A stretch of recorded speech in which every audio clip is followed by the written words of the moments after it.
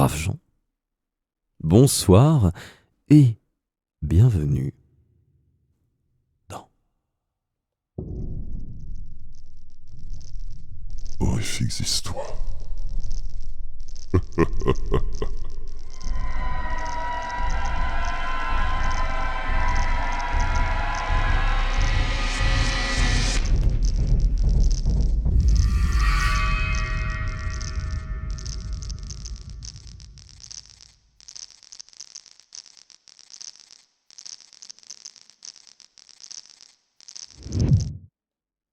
Et ce soir, dans Horrifiques histoires, je vais vous lire la nouvelle Dans l'ombre de la folie, écrite par Nicolas Genoux.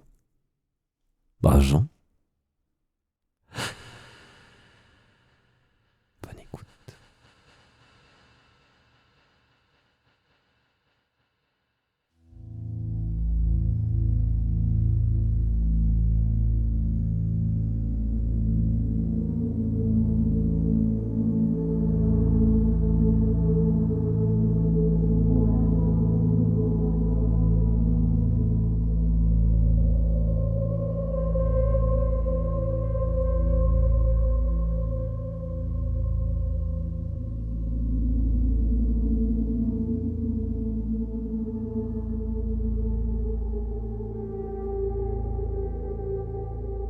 Lorsque j'ai reçu la nouvelle du suicide de Julien Dullier, un frisson glacial m'a parcouru. Pour des raisons plus qu'évidentes, ce jeune homme d'à peine 23 ans m'avait marqué par son traumatisme singulier. Lors de nos séances de thérapie au centre de psychiatrie du Nord vaudois, il avait fait preuve d'une remarquable intelligence, mais souffrait d'une forme de délire assez originale et particulièrement précise sur de nombreux détails dont j'ai eu loisir de vérifier par moi-même certains des éléments les plus troublants. Au milieu de la nuit, victime d'un sommeil hanté par le récit de Julien, j'allume mon ordinateur et écoute pour la 3e ou 4e fois le contenu des enregistrements de nos conversations. La voix douce de mon patient sonne comme un écho d'outre-tombe et accentue mon malaise. Décidé à bien comprendre comment il a pu en arriver à une telle issue, je commence à retranscrire dans l'ordre chronologique que j'imagine le plus juste la singulière aventure du malheureux.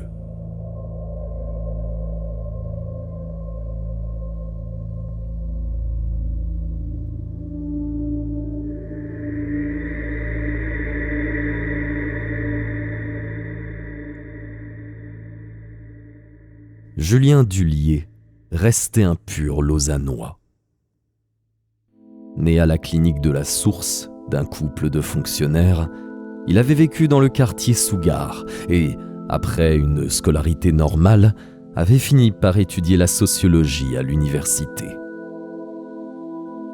De son propre aveu, il avait davantage voyagé en Italie que dans l'arrière-pays de son canton. Comme de nombreuses personnes de sa génération, la situation climatique le préoccupait et il décida, sur un coup de tête, de mettre ses études entre parenthèses pour devenir ouvrier agricole le temps d'une année sabbatique. Il m'avoua vouloir se rapprocher de la terre afin de mieux défendre ses idées.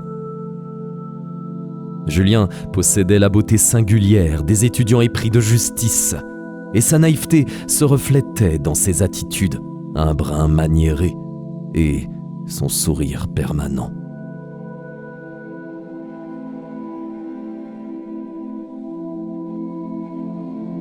En revanche, la lumière sombre qui émanait de son regard venait contredire cette attitude adolescente et ne manquait pas de me mettre mal à l'aise pour une raison que je ne saurais définir et que curieusement j'ai ressentie lors d'une de mes balades près de la ferme où il passa quelques mois. Il avait pris le train jusqu'à Orbe et, malgré une lourde valise, avait fait les derniers kilomètres à pied pour rejoindre son nouveau lieu de travail en passant par le chemin viticole qui reliait l'ancien chef-lieu et le village d'Arnex. Il avait ri en me racontant cette expédition, comme si, en dépit de son éducation supérieure, il découvrait l'immensité du monde et la beauté des vignes en automne par une météo glaciale, mais ensoleillée.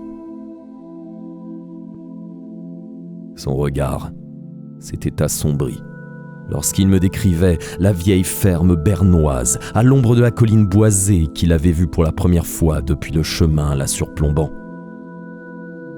Je ne pus m'empêcher de frémir en écoutant le léger trémolo dans sa voix. À ce moment-là,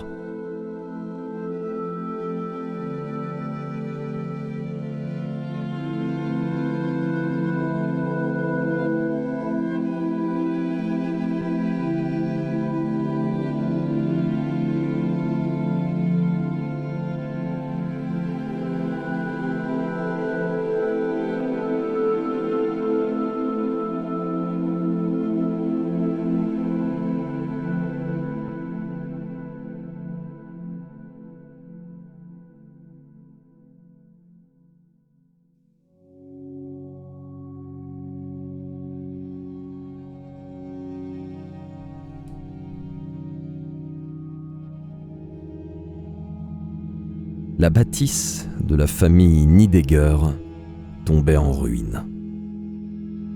Une fente balafrait sa façade et de nombreuses tuiles manquaient sur sa toiture boiteuse.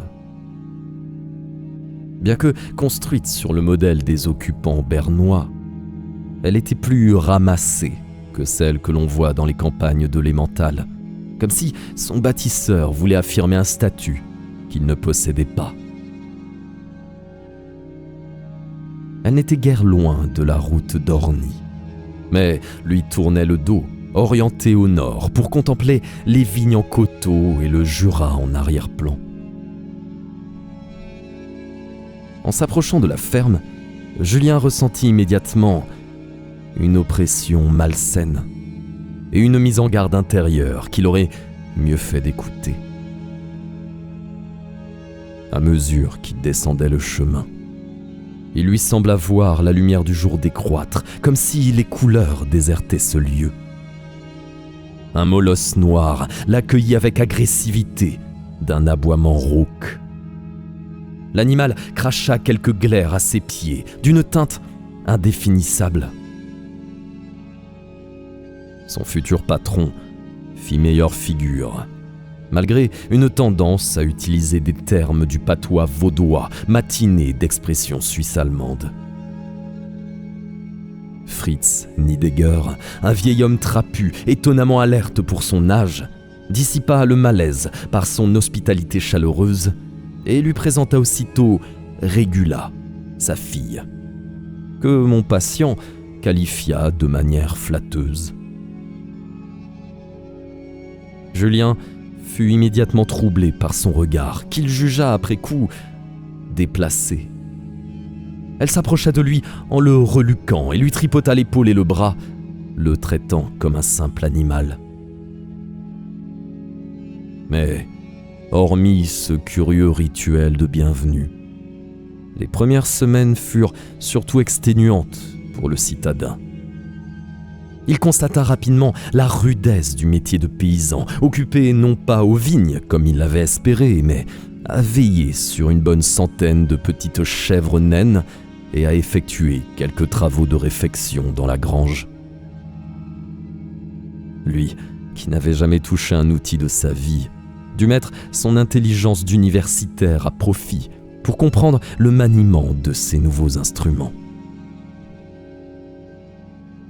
Le troupeau l'amusait et s'agglutinait autour de Julien en bêlant de manière comique. Mais la première fois qu'il caressa les bêtes, il ne put retenir un geste de dégoût qui déplut à Régula. Toutes arboraient des plaies purulentes, la plupart au niveau de la croupe. Après les avoir observées durant d'interminables journées, il frémit en se rendant compte que l'intégralité de ce troupeau souffrait de déformations. L'une possédait un cou démesurément allongé, une autre une forme singulière de prognatisme. Un chevreau affichait même un troisième œil, et une vieille femelle se baladait avec un nombre anormalement élevé de trayons. Ce constat posé, il commença à relever d'autres étrangetés dans son environnement. Lorsqu'il les énumérait, sa voix devenait blanche, comme s'il prenait conscience que ses sens n'avaient fait qu'effleurer la surface de quelque horrible vérité. Il m'avait déjà parlé du curieux pâlissement des couleurs, mais il remarqua à mesure que l'hiver approchait que la lumière elle-même fuyait le bas de la colline. Tout paraissait plus sombre, plongé dans une ombre sinistre, alors que les lieux alentours profitaient d'un soleil qui perçait les bancs de brouillard matinaux. Ce même brouillard qui, fin novembre, s'installa sur les terres des Nidegger pour mieux les étreindre.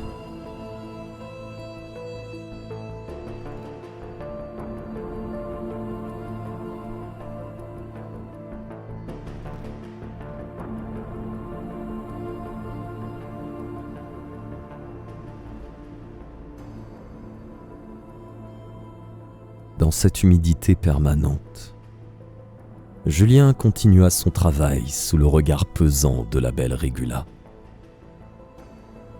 Celle-ci manifestait à son égard une attitude ambivalente.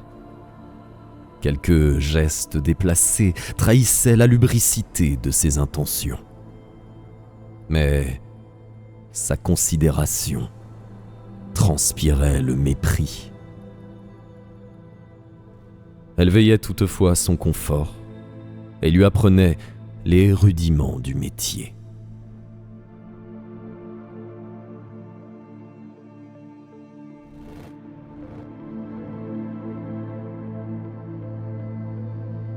Avec décembre vinrent les premières mauvaises nuits.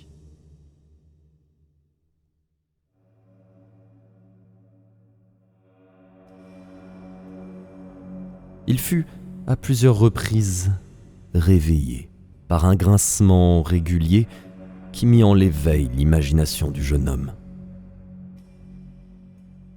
Ce dernier m'avoua en avoir ressenti de la jalousie, visualisant sans peine Régula avec un amant.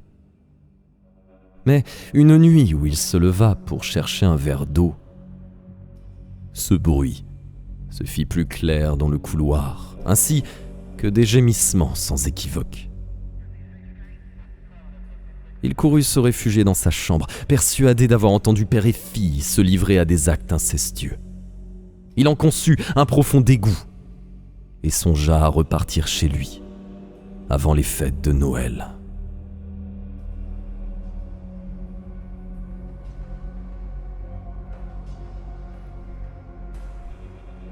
Régula dut comprendre le changement d'attitude du jeune homme et se montra encore plus prévenante avec lui, allant même jusqu'à ouvrir une bouteille de vin un soir et à trinquer avec lui. Un vin local, lui avait-elle dit, un pinot noir généreux, d'une belle couleur rubis, presque liquoreux, mais fortement tannique en fin de bouche. Après quelques gorgées, il remarqua les traces violacées que l'alcool laissait aux commissures des lèvres de la jeune femme. Celle-ci s'en délectait de manière animale, léchant son verre, plus qu'elle ne le buvait. Elle lui en resservit, sous l'œil amorphe du Fritz, qui le fixait depuis son fauteuil, sans bouger. La santé du vieil homme déclinait et, à partir de ce jour, il ne quitta plus la cuisine.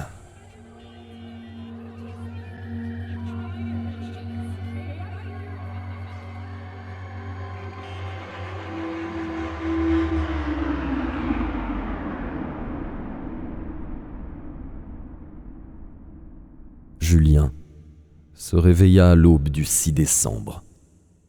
Nu, dans l'étreinte glacée d'un brouillard anormalement épais, au milieu de la forêt. Les chèvres l'entouraient et Régula terminait de se rhabiller, ne lui adressant aucun regard. Les arbres qui lui cachaient un ciel pâlissant accusaient les mêmes tares que son troupeau. Des troncs difformes aux allures de masques grimaçants, des branches aux angles incongrus, des feuilles noirâtres et graisseuses et une écorce suintant d'une sève lit de vin gluante, animée d'une vie propre. Il se remit debout rapidement et courut à sa chambre pour se doucher et se changer avant de fuir ce lieu. Mais toute initiative l'avait quitté.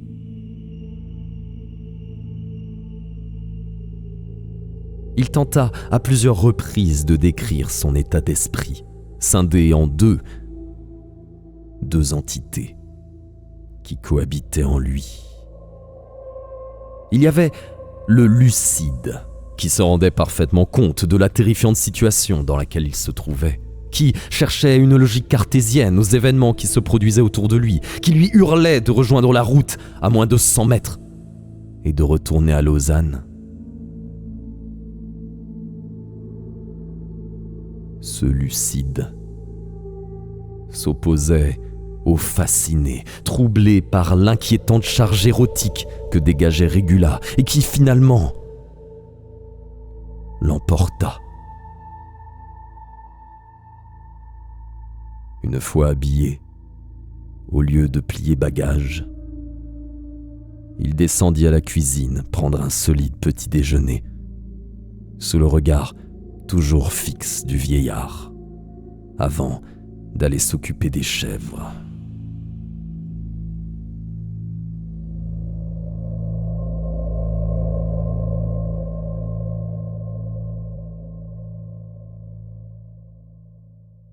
Le lucide constata vite que les difformités présentes chez les caprins s'intensifiaient.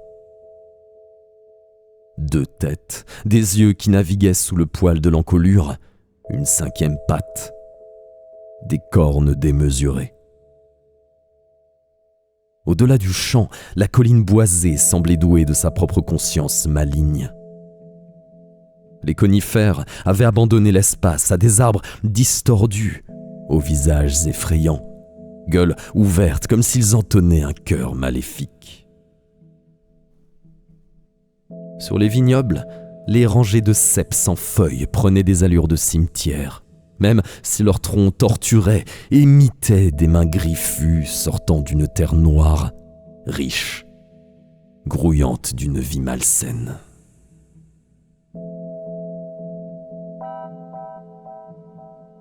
Le fasciné souriait devant la morbidité du paysage et continuait à suivre les ordres que Régula lui donnait. Les jours suivants, ils remirent en état l'enclos du troupeau, mais d'une manière qui terrorisa le lucide. Les piquets en bois, d'à peine 1 mètre, furent remplacés par des rondins 3 fois plus hauts, sculptés d'abominables scènes au contenu sexuellement explicite, entre ce que l'on aurait pu prendre de premier abord pour des humains et des animaux. Sauf que tous étaient si difformes que la frontière entre le normal et le monstrueux s'estompait. Julien, terrifié, racontait qu'il les avait vus bouger, forniquer de manière abjecte, terme qui m'ont effrayé, tellement ce langage paraît déplacé dans la bouche d'un jeune homme aux multiples conquêtes féminines.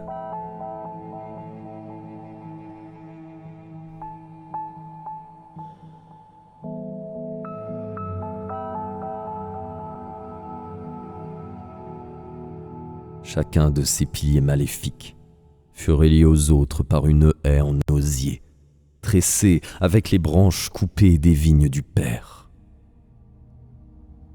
Le bois laissa une sorte de liquide poisseux, brunâtre, sur les mains. À ces journées succédaient les soirées où, après un repas copieux, une, voire plusieurs bouteilles furent bues entre le fasciné et Régula, sous le regard toujours immobile du Fritz.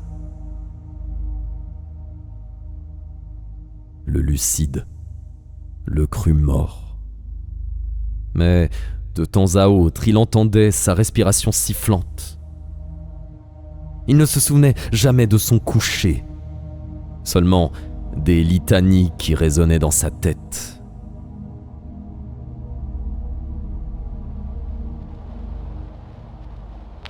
Des litanies ? M'entends-je demander sur l'enregistrement. Oui, une sorte de chant répétitif. Haila, og de nagd, nagd. Haila, og benagd, nagd. Yashum nigorat. Agua megua. Kasenagra katugere.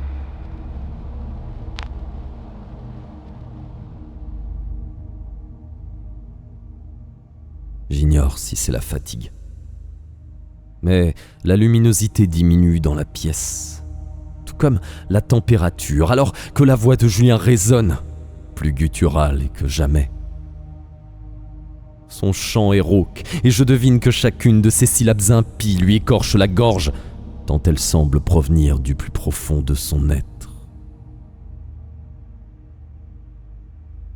Pris d'un malaise, je coupe l'enregistrement, le temps de regagner mes esprits. Dehors, le jour se fait encore attendre et, comme si le fasciné s'emparait de moi, je continue à transcrire le récit du suicidé.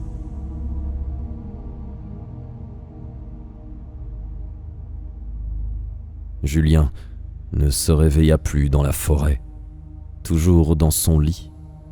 Mais il acquit rapidement la certitude qu'il n'avait pas dormi seul. Un parfum entêtant flottait dans l'air. Lorsque je lui posai la question, il ne sut me le décrire avec exactitude.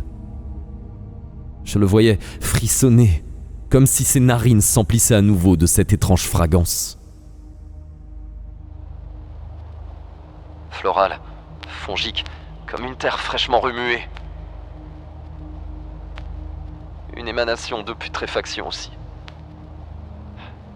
Végétal ou animal, je ne saurais dire.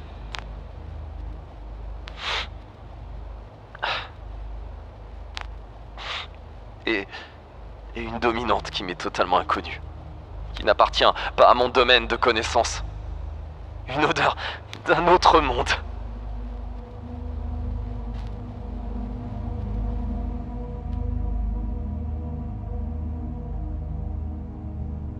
Dehors, le ciel pâlit.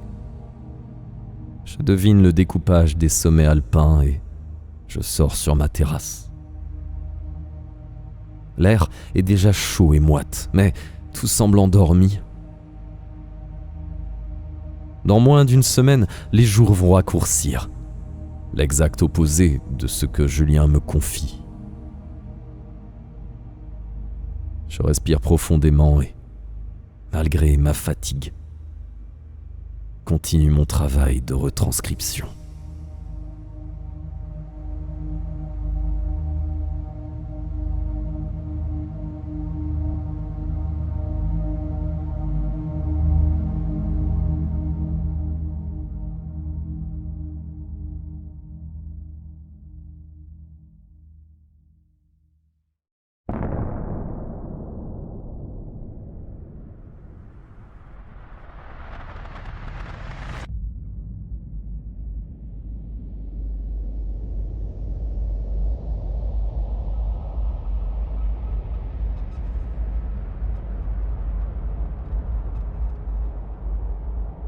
The atomic bomb.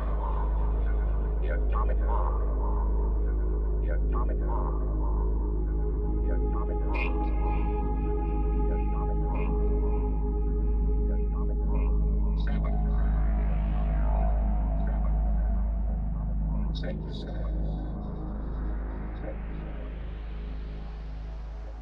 Le lucide croyait encore à des vacances de Noël bien méritées dans sa famille. Il espérait avec ferveur reprendre le dessus sur le fasciné et ne plus jamais revenir dans cette région. Mais la partie sombre de sa psyché avait compris qu'un fantastique événement se tramait. Il observait les gestes attentionnés de Régula envers son père, pour lequel chaque minute de vie supplémentaire donnait l'impression d'un calvaire.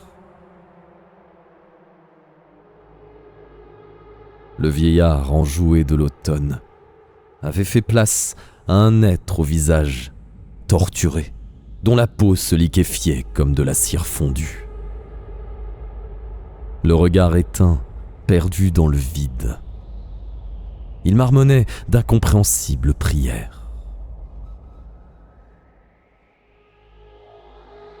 Le lucide remarqua que les gestes de Régula n'avaient rien de la fille aimante, inquiète pour son père mourant, mais celle d'une maîtresse lubrique. Le dégoût se mêlait à la fascination, et en écoutant ce passage, il en est de même pour moi. Cela me révolte qu'à notre époque, dans notre pays, un tel comportement, une telle liaison obscène, soit encore possible.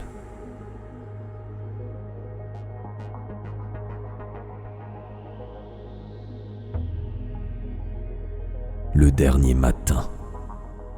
Ces mots viennent de Julien, enregistrés il y a quelques jours à peine, comme s'il avait voulu terminer son histoire avant son choix fatal.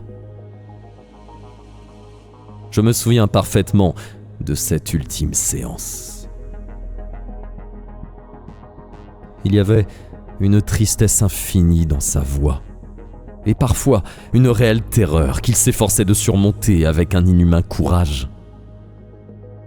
Pour moi, il était clair que ce n'était que divagation et hallucination, mais comme rien dans son dossier ne laissait présager une telle pathologie, je ne pouvais qu'imaginer le terrible traumatisme subi et la manière dont son esprit l'avait travesti en une invraisemblable fantasmagorie.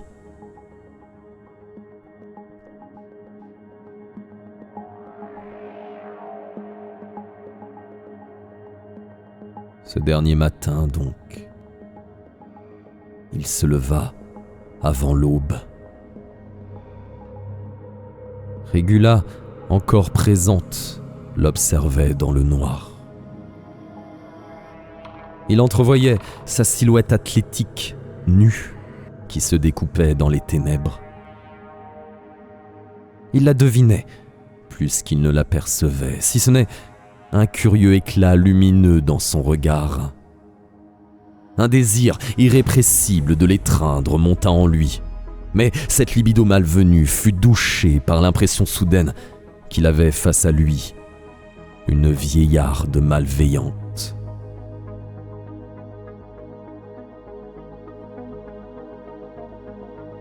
À partir de ce moment-là, la confession du jeune homme devient confuse. Je dois m'y reprendre à plusieurs fois pour retracer la chronologie exacte de ses souvenirs, et ce va-et-vient avec mon enregistreur provoque en moi des images épouvantables.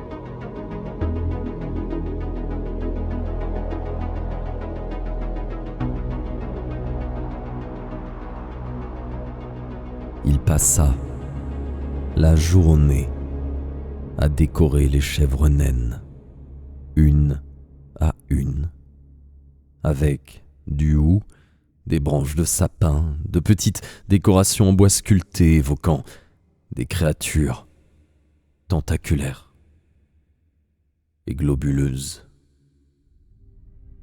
Ensuite, il massa leur corps, dont les difformités grossissantes avaient atteint un monstrueux degré d'abjection, avec ce pinot noir qui lui semblait plus gluant que jamais.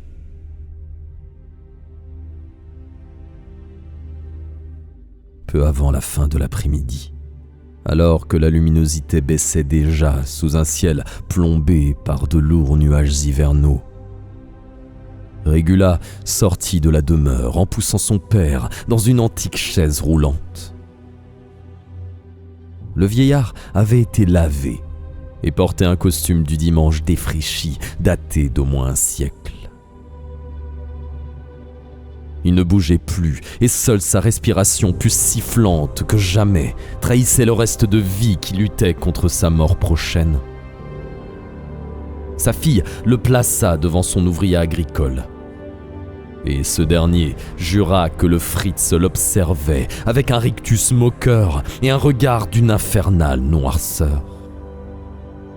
Il suintait la méchanceté par tous les pores de sa peau.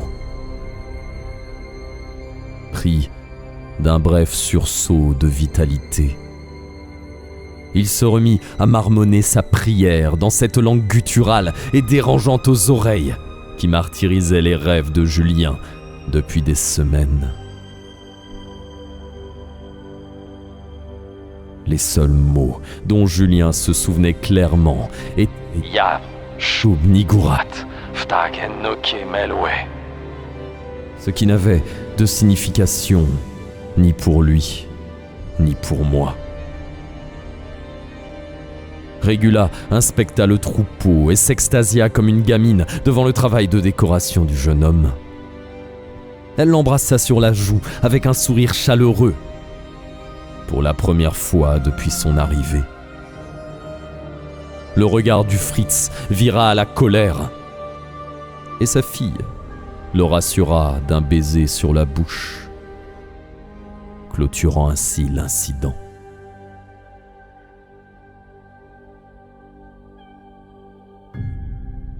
Quelques flocons se mirent à tomber alors qu'elle conduisait avec l'aide du chien noir le cheptel hideux dans le parc qu'elle et Julien avaient préparé.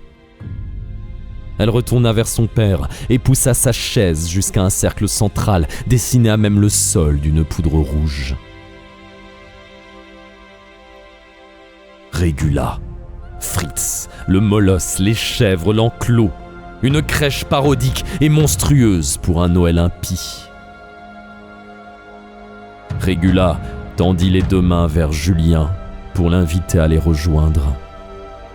Il remarqua enfin qu'elle portait une simple robe blanche, ornée de décorations semblables à celles des répugnants caprins. Une vierge sur le point de se marier. Souffla Julien avec une pointe d'ironie qui contrastait avec sa terreur grandissante. Elle avait apporté un panier en osier avec de quoi pique-niquer à l'intérieur.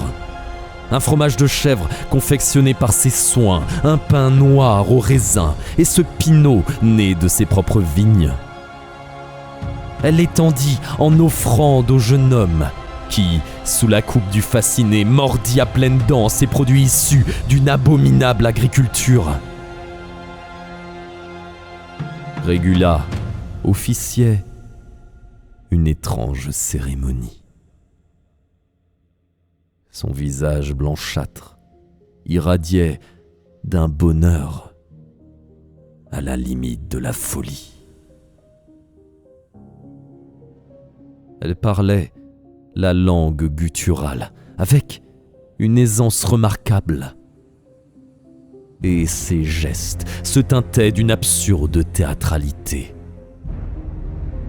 Elle s'adressait aux chèvres, puis au ciel, puis à genoux dans la boue, à la terre elle-même, avant de se relever proche de Julien. Elle lui prit les mains et les posa sur sa poitrine après avoir dégrafé le haut de sa robe. Son intonation avait tout de la déclaration amoureuse, mais les mots prononcés vibraient de malveillance. Elle s'écarta et recula sans jamais quitter son regard pour aller se placer derrière son père, toujours assis. Le visage du Fritz, torturé par une respiration saccadée, s'animait de tics faciaux, lui donnant l'aspect tantôt d'un redoutable vieillard, tantôt d'un fou méprisable. Le monde autour de Julien se transformait en un décor cauchemardesque. 2 pleines lunes brillaient et inondaient la cérémonie d'une lueur spectrale, et ce en dépit des nuages qui évoluaient en volutes sombres et oppressantes. La colline, boisée et saupoudrée d'une mince couche de neige, se mouvait malgré l'absence de vent. Les vignes se montraient nues dans une incroyable perversité. La nature se révélait dans toute sa cruauté. Même le bêlement des chèvres, si adorable jusque-là, participait à ce requiem malfaisant avec d'épouvantables tessitures diaphoniques. Il n'y avait plus rien des coteaux rieurs qu'il avait traversés quelques mois auparavant en tirant sa valise. Juste un paysage où 2 mondes se rencontraient pour le pire. Les couleurs avaient déserté cette scène, à l'exception notable du rouge violacé qui coulait le long du menton de Régula. Elle buvait le vin à la bouteille avec des grognements bestiaux et éclaboussait sa robe qui n'avait plus rien de virginal. La démente prit une châne en étain dans le panier en osier et la remplit de pinots. Elle porta le récipient aux lèvres de son père avec des gestes cérémonieux de soumission, puis s'approcha à nouveau de Julien tout en traçant de son pied dans le sol boueux mêlé de neige une ligne allant du Fritz au jeune homme. Elle lui plaça alors le contenant dans les mains et l'aida à le porter jusqu'à ses lèvres.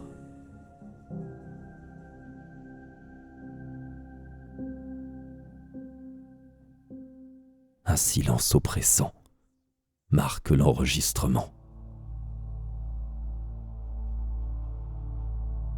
Il dure plus d'1 minute. Une très longue minute.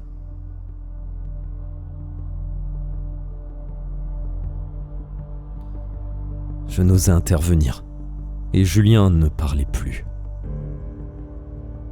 Mais que lui avaient donc fait ces monstres pour le terroriser à ce point-là ?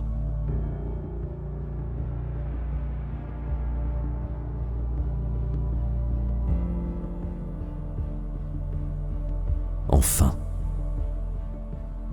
sa voix se fait à nouveau entendre, lugubre, blanche, comme si chaque syllabe écorche sa bouche.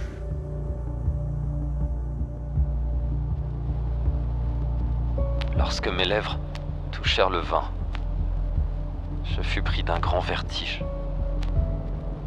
Non pas vers le bas, mais vers le Fritz. Des images d'une autre époque défilèrent rapidement dans mon esprit. Des souvenirs qui ne m'appartenaient pas. Des femmes brûlées en place publique, des couples qui se succédaient, parfois nus et enlacés, dans cette immonde forêt. Et la bête, immense comme une montagne, masse grouillante, dégoulinante, où tout est multiple.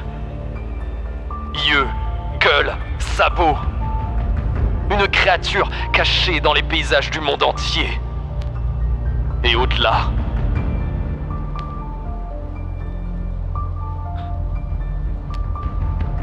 Le fasciné s'effaça aussitôt, laissant le lucide seul face à l'esprit maléfique du Fritz, avide de trouver un nouveau corps. Je le sentais s'immiscer dans mon âme, glaciale, détruisant des pans complets de ma mémoire pour la remplacer par ces horribles souvenirs.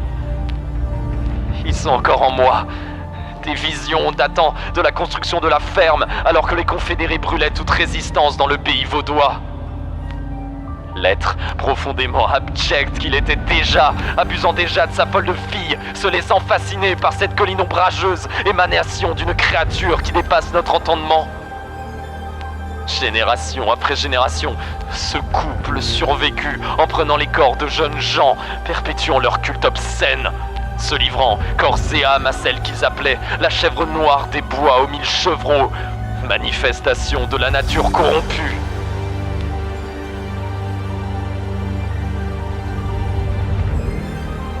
Un virulent haut le cœur me saisit, comme si à son tour Julien pénètre ma psyché. Je ne suis plus le simple auditeur d'un enregistrement numérique, mais Julien lui-même, mu par une révolte salutaire et qui n'avale pas le poison malsain. L'image est violente et me laisse tétanisé. Lors de ce rendez-vous, la conversation prit fin sur cette horrible révélation. Et j'avoue que je n'avais guère envie de savoir la suite.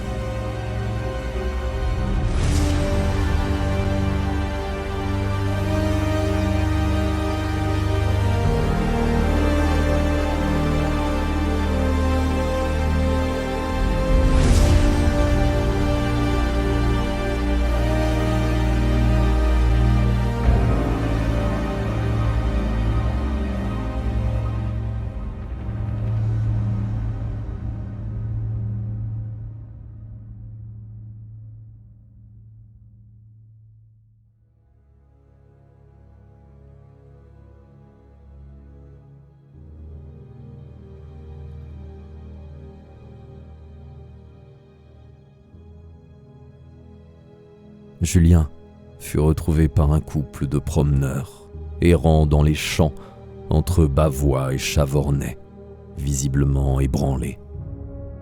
La police l'amena au centre de psychiatrie le jour suivant, avec l'accord des parents consternés. Le Fritz fut déclaré mort, et sa fille, bien qu'inquiétée par une enquête de la gendarmerie, ne fut finalement inculpée d'aucun chef d'accusation.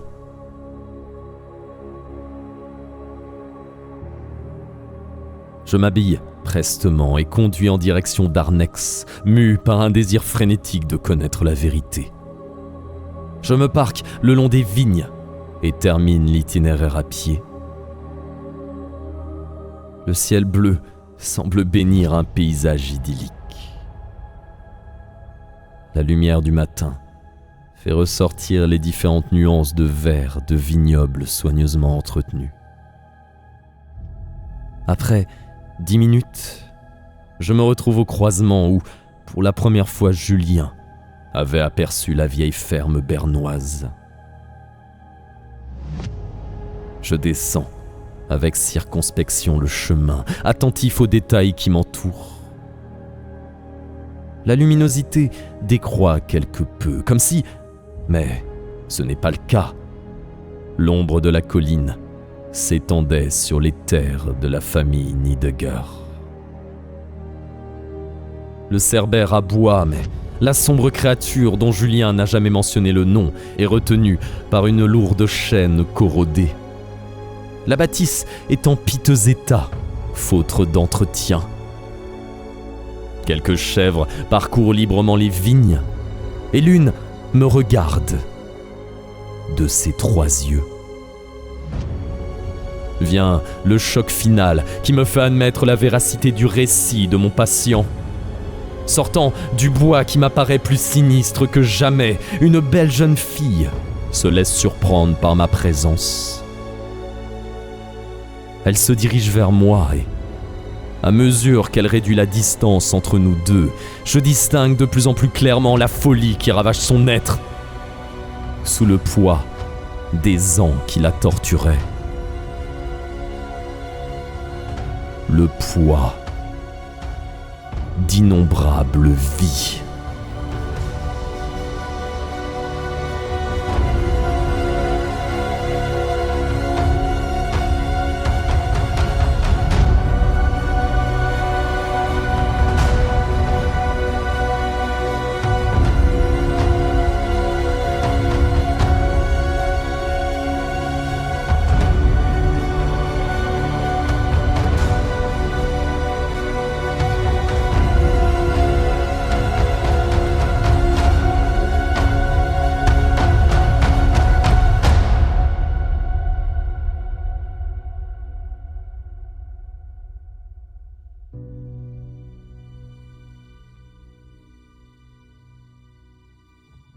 et c'est une fin de lecture.